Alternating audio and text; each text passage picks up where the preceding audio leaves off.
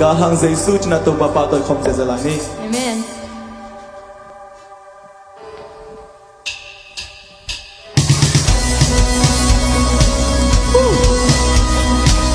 Ấy thế chỉ là hôm kêu sắc tôn tu, còn tôi phải cho nên ra tay là tụ bà tôi không sẽ lại ní. Hallelujah.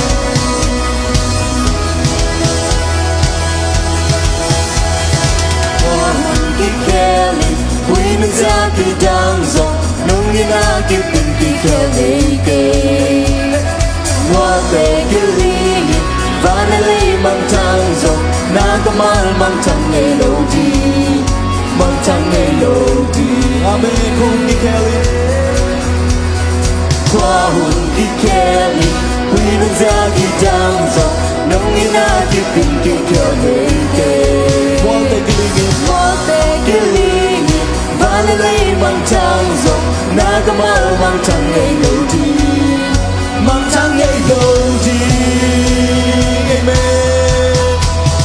Ilang hopang gayam kip lâu đi qua nhau chú phi nó còn là cái gì ấy làm hopang bám hoan hoài đi qua lâu ngày lâu đi Ilang hopang. Ilang hopang gayam kip lâu đi qua nhau chú phi nó còn là cái gì ấy làm hopang bám hoan hoài đi qua lâu ngày lâu đi Cùng đi Kelly come alive. qua hồn kỳ Kelly quý nâng ra kỳ đang rộng nông yên á kiếp tình kỳ Kelly One day killing it.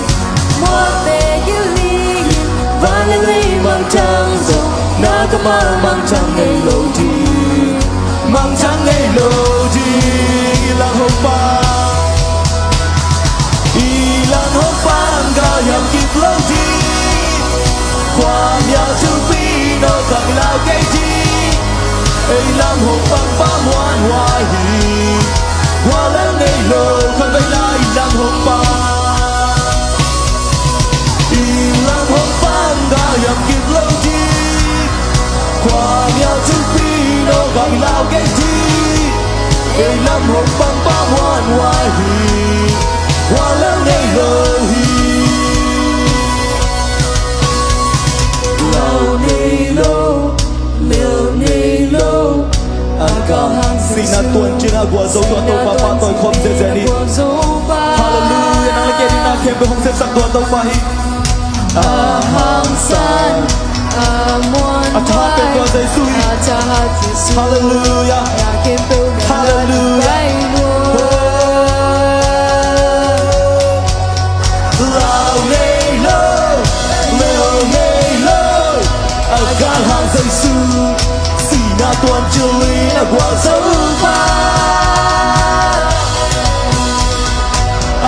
hang san amuan hoài atahat Jesus na kempel na natin baywa ilang hopang gayam kip lâu đi qua nhà chú phi nó còn nào cái gì ấy cảm hopang